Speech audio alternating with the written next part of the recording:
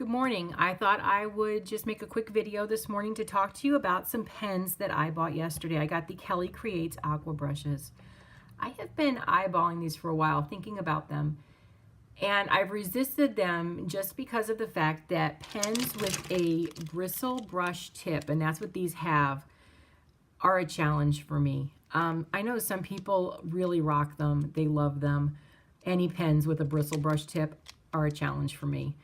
I don't know why. I just feel like a hot mess. I feel like I'm writing with a live snake, which is an interesting image, isn't it?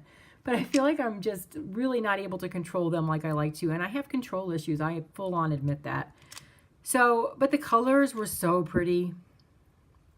And honestly, I'll tell you what turned me off to pens with a bristle brush tip.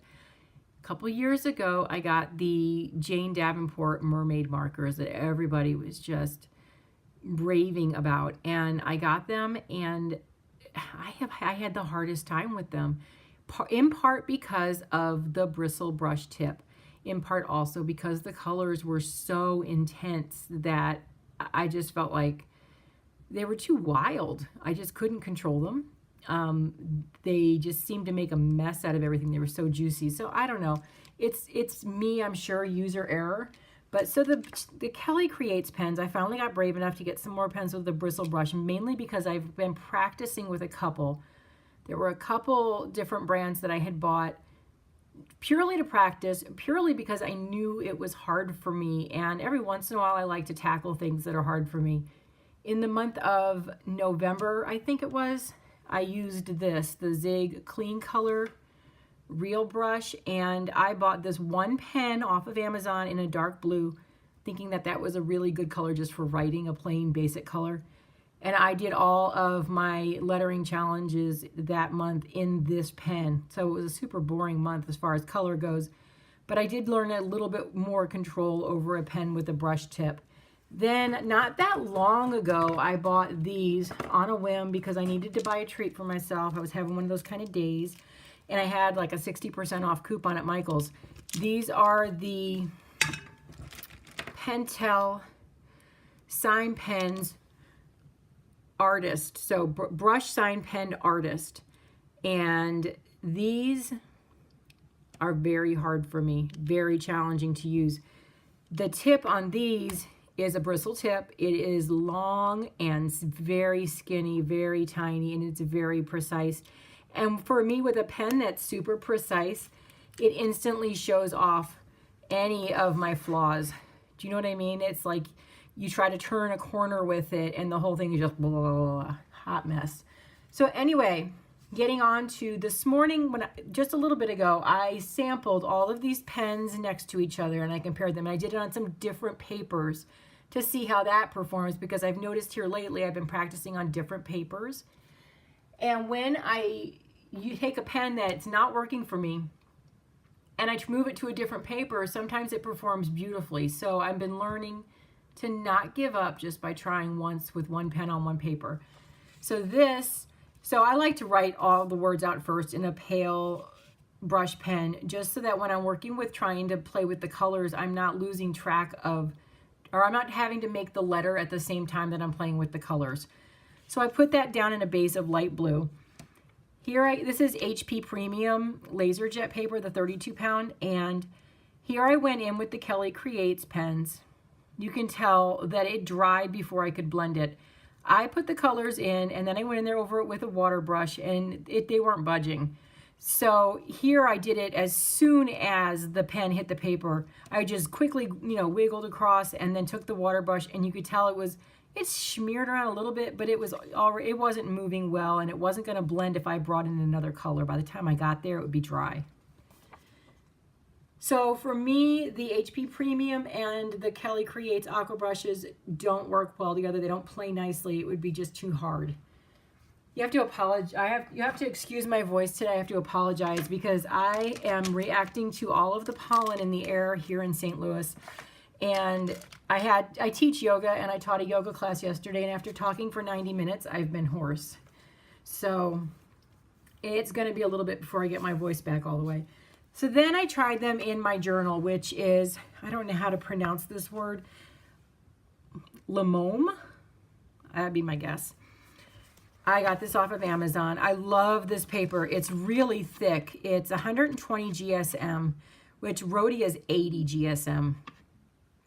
And so it's so thick. It even sounds thick. It is bordering almost on like cheap cardstock. You know, so thin for cardstock is amazing for paper.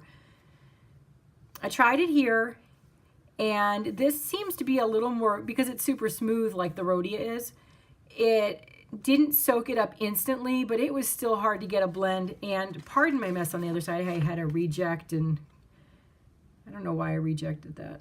Oh, because I don't know, it doesn't look so bad to me now. It's funny how when I wrote it, I was like, oh gosh, no, this is horrible, but I don't know why I rejected that. But anyhow, you can see it bled through. So it got pretty wet, it bled through. And it does look messy on the edges, so if I was going to try to do a finished piece with this, I would end up tracing the entire thing on both sides with a micron just to clean that up. So not my favorite, because I'll show you the other things I tried. I tried it also with Smooth Bristol, which is a paper I'm starting to fall in love with, and it was pretty good. The colors on the Kelly Creates, they blended really well. The Pentel brush pens, they were a surprise for me. I've never used them in this capacity. I've never used them as something that I would mix with a water brush and try to blend the colors. I've only used them just trying to practice controlling a bristle brush pen. The colors on that were really vibrant, and I was impressed. They don't come in very many colors, so this is the entire set. I don't think I've ever seen any, well, I know I haven't seen any more colors. And just like the regular Pentel sign pens, the gray and the yellow ochre are, you know, you could call them gold and silver, but they're not metallic. So they don't really come across as gold and silver. They come across as a gold, like a yellow ochre and a gray. So that leaves you with pink, purple, blue, and orange. Pink, purple, and blue are my favorite. So as long as those colors are in a set, I'm usually good. What also really surprised me, because the Zig one I have never used in this capacity either, and I only had the one color, so I put it at the you know, either end of the downstrokes, the top and bottom, and the top and bottom here, and then I blended it through with the water brush. And there is a lot of dimension in that one shade of blue. It really pulled out nicely, and I'm impressed with the way that looks. You can also tell I have cleaner edges here. This one is a little bit sloppy, and I'm sure if I worked with it and, you know, worked to get better, I could get better. But overall, first time through with all of them, these two are neater. That's sloppier. These two would be easier to, if I wanted to make a whole piece that looked nice, you can tell that these would kind of come out just looking a little bit cleaner. You can also tell, so I did your basic compound over underturn with all of them.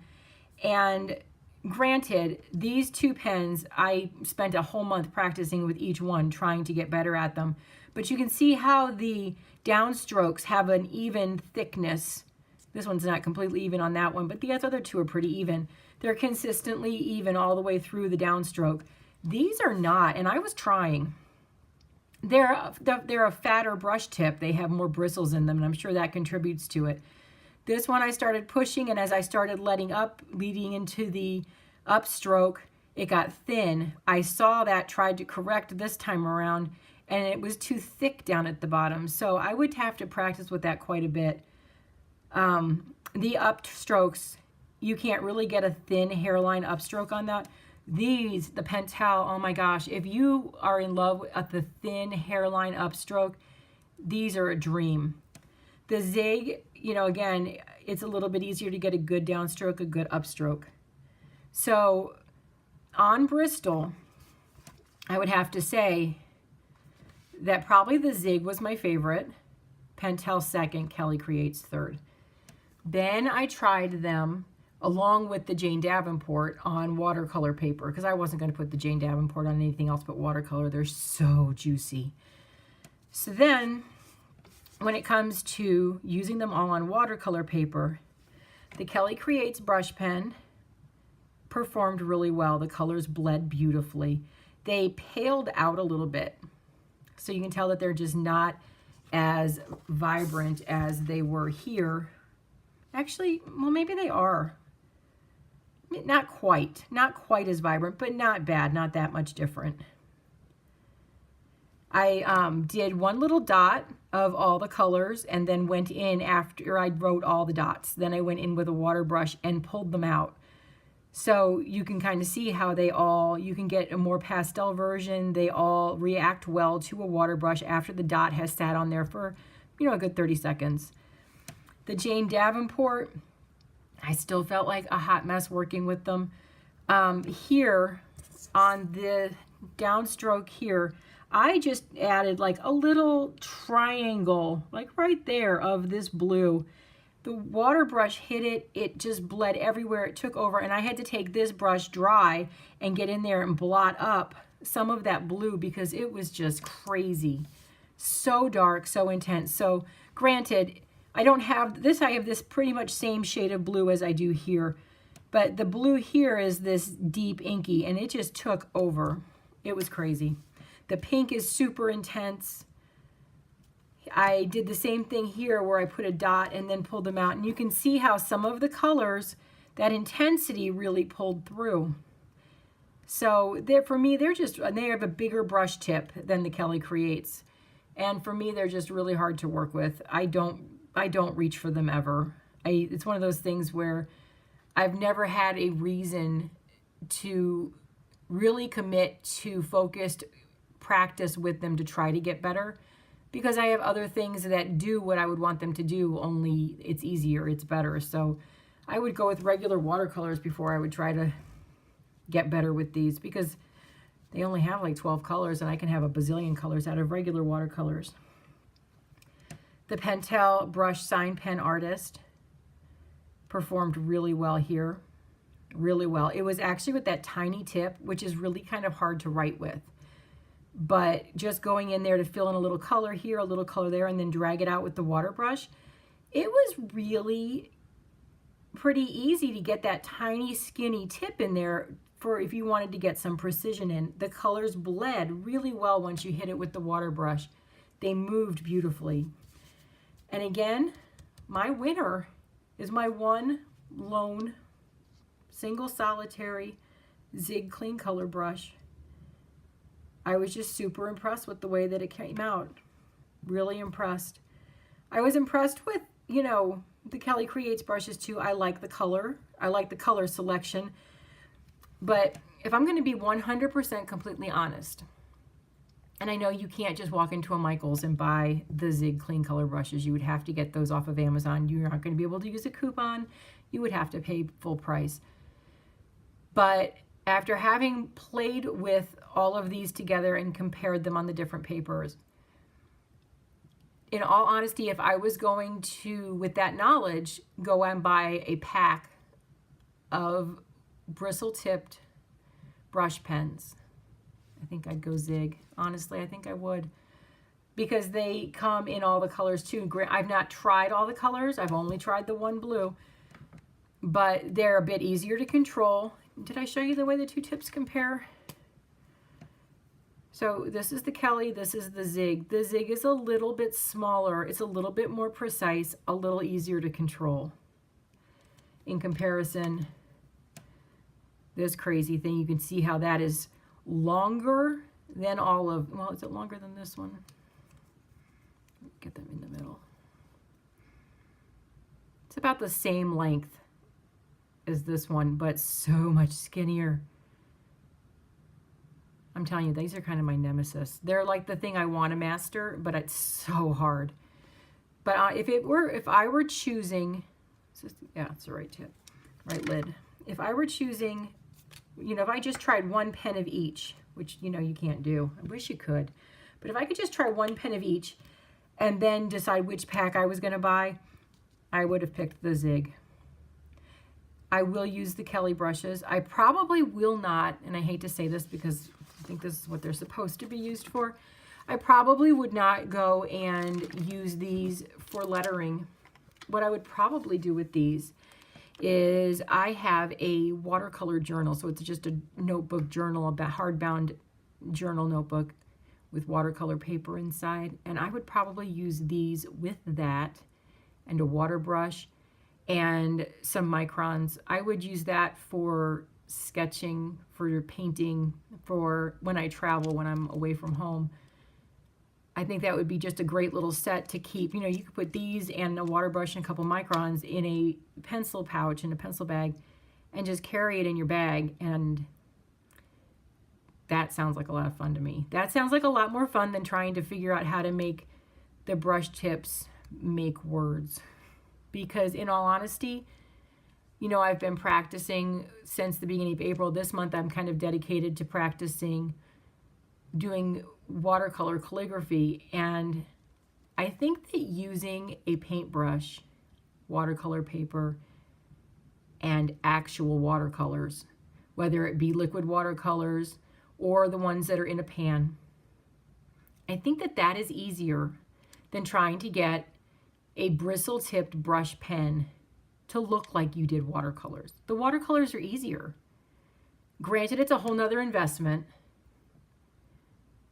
It's a whole nother skill set, a whole nother set of, you know, learning curve and learning your way through the products and figuring out what is the best thing to have. So there's that. But in all, I think that using actual watercolors for watercolor calligraphy is easier than using bristle-tipped brush pens and then pulling the color out with it just takes so much longer. It's kind of the difference between, you know how when you want to start doing, or not everybody went this route, but I get asked this a lot by people. They see that faux calligraphy where you write the word out, you draw in the thick and down strokes, you color them in, and it looks the same, right? And they're like, well, can't I just do this? And I'm like, well, you can. It will look the same. You will get the same result. But it is tedious. It's so much harder and takes so much more time to always be trying to like have clean lines and not draw your line over another line and to color it in, all that coloring in. Oh my gosh. So much easier to just use a brush tip. Granted, you have to go and actually learn how to use the brush tip with some proficiency, and that takes time and practice and all that. So if you don't want to put in the time and the practice, sure, do the faux calligraphy. You can get the same look. But once you know how to work a brush pen, why would you want to do faux calligraphy? It's so much more effort. And so it's kind of the same thing for me when it comes to the watercolor pens and then actual watercolors. In the end, it's so much easier just to use the real watercolors.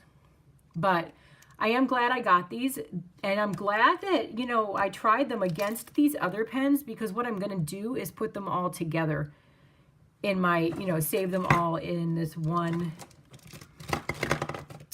cup, because with the way the colors worked so well together and how these especially were really similar, I think if I were playing with them, if I were like trying to, I don't know, make a picture or even do lettering, if I wanted a little more intensity here in a specific area, say the pink, say I wanted more pink right up top here, I might grab this tiny skinny brush with a little more intense pink and add that there instead of trying to go back in with the fatter brush that's a lighter color.